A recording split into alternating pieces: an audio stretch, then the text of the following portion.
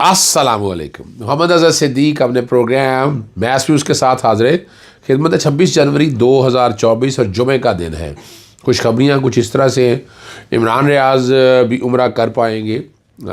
उसमें आज अदालत ने क्या किया वो मैं आपके सामने रख देता हूँ। इस्लामाबाद में दफ़ा 144 का नफाज क्यों किया गया?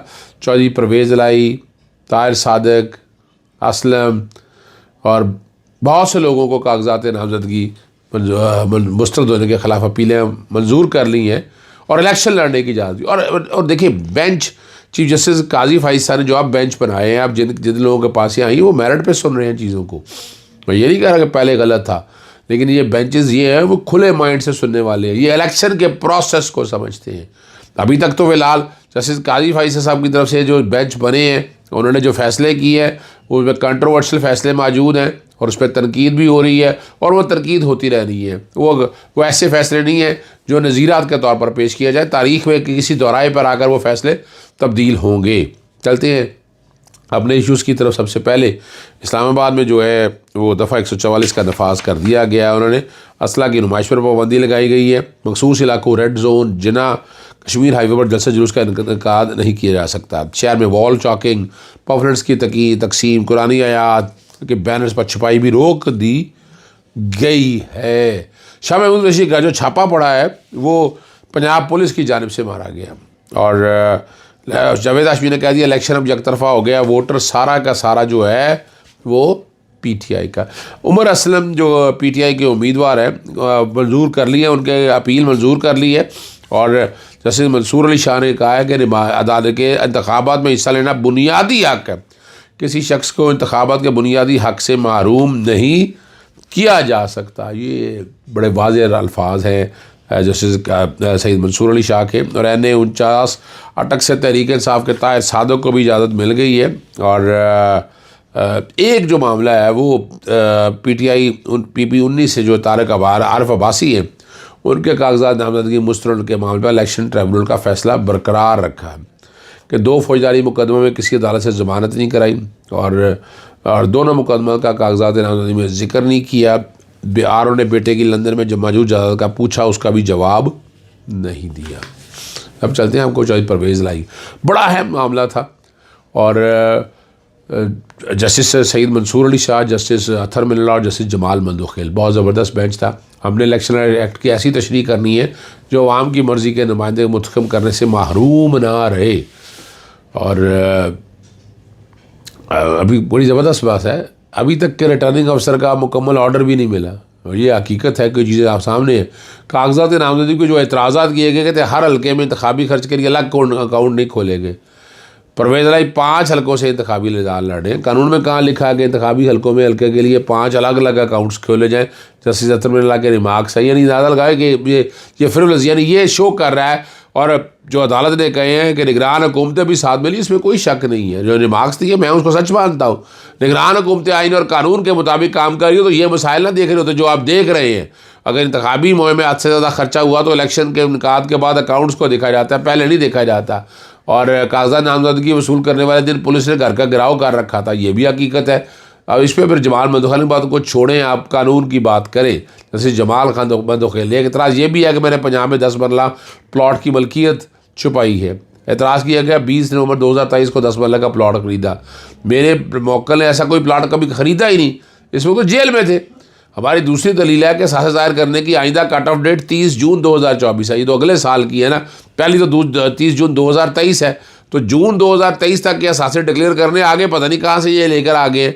हमने इलेक्शन एक्ट की इस तरह तशरीह करनी है कि ताकि लोग अपने हक़ से महरूम ना हों। जायदाद पूछने का मकसद ये हो कि मालूम हो उम्मीदवार को जीतने से कबल कितने असासे थे और बाद में कितने हुए। और जस्टिस जमाल इस पर उन्होंने कहा कि आप तो प्लाट की मलकियत से इनकार कर रहे हैं, ठीक है ना।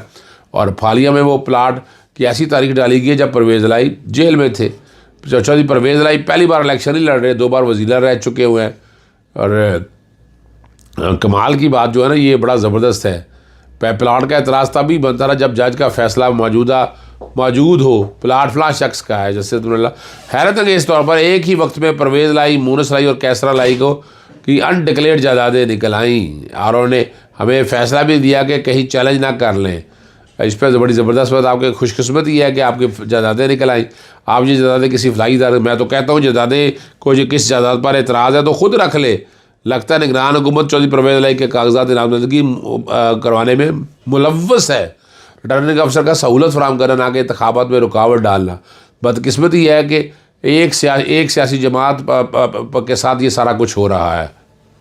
परवेज़ इलाही के कागजात जो मुस्तरद होने के ख़िलाफ़ जो है ना, ये अपील में ये इतनी बातें सारी आ चुकी हैं कि वज़ीर आला रह चुके हैं, दो बार वज़ीर आला रह चुके हुए हैं, और ये सारी चीज़ें ऐसी हैं जो बड़ा कुछ शो कर रही है कि हालात क्या हैं। और यानी रिटर्निंग ऑफिसर का जो तरीक़ा कार है, रिटर्निंग ऑफिसर का अपने तरीके से लेकर मामलों को चल रहा है। अदालत ने जो है ना ये सारा कुछ सुनने के बाद आर्टिकल 17 देखे बुनियादी हकूक़ है कि तहत इस मुल्क के अवाम को ज़्यादा अहमियत हासिल है। परवेज़ इलाही को अदालत ने फिर इंतखाब लड़ने की इजाज़त दे दी है, और इलेक्शन ट्राइब्यूनल का जो फ़ैसला है वो कलअदम करार दे दिया।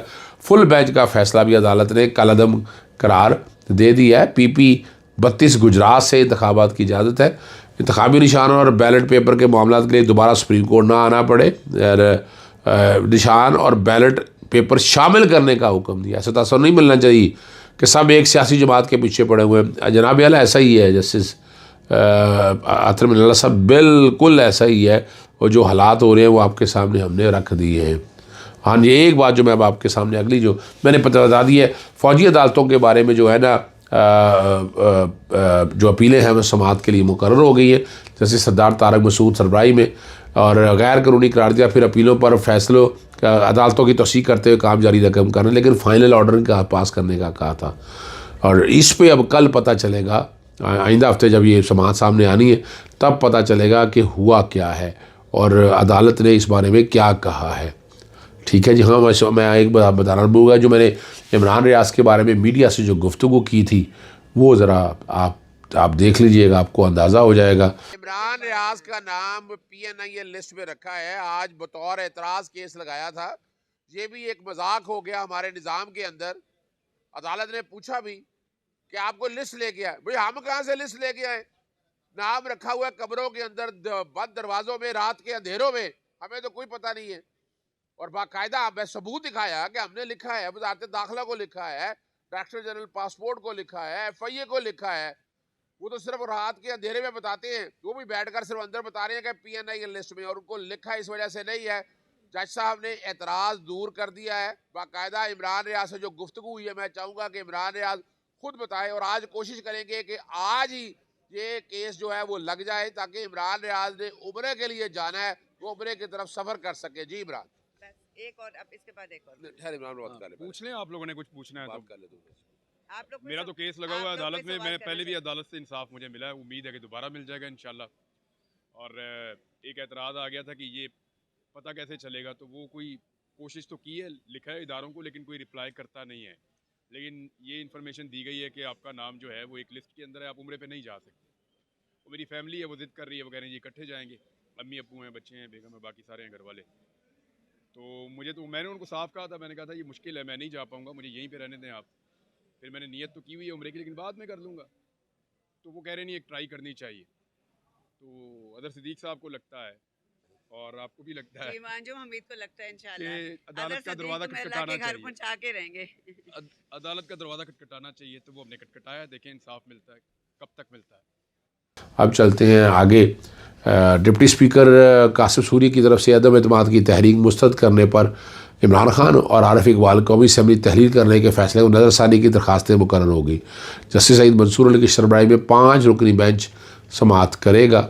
और इसी तरह सुप्रीम कोर्ट मुस्ताफ़ी जजेज़, रिटायर्ड जजेज़ के सुप्रीम जुडिशल काउंसिल को कार्रवाई जारी रखने के लिए वफाकी हुकूमत की अपील भी समाअत के लिए मुकर्रर हो गई है। जस्टिस अमीनुद्दीन की सरबराही में 3 रुकनी बेंच आइंदा हफ्ता हुकूमती अपील पर समाअत करेगा। सेक्शन 17 जो इलेक्शन एक्ट का है, उसमें बड़ी तफसीली मैंने आपको बताया था कल। आज भी बहस हुई, आज अदालत के सामने जो रिमार्क्स दिए, जो सारी गुफ्तगू हुई, मैंने मीडिया पे गुफ्तगू हुई है, वो सुन लीजिएगा। लाहौर हाई कोर्ट के जस्टिस शाहिद बिलाल हसन के पास पाकिस्तान तहरीक इंसाफ का इंतखाबी निशान लेने के हवाले से केस की समाअत हुई। अदालत को बताया कि कल डिवीज़न बेंच के सामने केस था और इलेक्शन कमीशन का टोटल स्टांस यही था कि पाकिस्तान तहरीक इंसाफ के अपने प्लेटफॉर्म से भी इलेक्शन नहीं लड़ सकती है। इंतखाबी निशान होगा तो इलेक्शन लड़ सकती है, वरना इलेक्शन नहीं लड़ सकती है। अदालत में यही तो हमारा केस है कि इंतखाबी निशान का पार्टी के बैन होने से कोई ताल्लुक़ नहीं है। पाकिस्तान तहरीक इंसाफ एक रजिस्टर्ड पार्टी है, उनके जितने उम्मीदवार हैं वो अपने इंतखाब से इलेक्शन लड़ेंगे, लेकिन वो उम्मीदवार होंगे पाकिस्तान तहरीक इंसाफ के। एडिशनल अटॉर्नी जनरल नसर ने अदालत को बताया कि सुप्रीम कोर्ट का फैसला आ चुका है। सुप्रीम कोर्ट ने अपने फैसले के अंदर ये असूल तय कर दिया है कि आर्टिकल 17 का इतलाक़ किस तरह होगा। मैंने अदालत को बताया कि बाकायदा सोशल मीडिया पे ये बात एक आम है कि सुप्रीम कोर्ट ने बरतानिया का, अमेरिकन कोर्ट्स का हवाला दिया है, मगर जो इंसाफ के तकाजे वहाँ के हैं वो पाकिस्तान में पूरे नहीं हो रहे। पाकिस्तान तहरीक इंसाफ को तहरीक इंसाफ के तौर पर इलेक्शन नहीं लड़ने दिया जा रहा।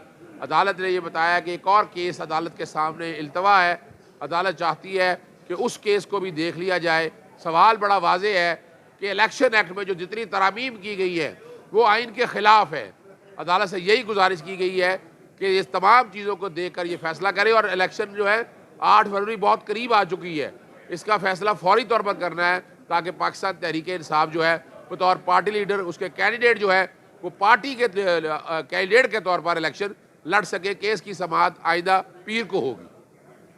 जी, वो आपने सारी बात सुन ली है। एक तरफ यानी अब ये तय होना चाहिए पार्टी विद सिंबल और विदाउट सिंबल, और अगर आप सिंबल ले लें कि पार्टी तहलील हो गई है, यानी यहाँ तो यही इलेक्शन कमीशन का नुक्ता नज़र समझ में आ रहा है, इस पर बहस होगी और आइंदा पीर को बहस होगी। इनसे इजाज़त चाहता हूँ। अस्सलाम वालेकुम, अल्लाह हाफ़िज़, पाकिस्तान जिंदाबाद।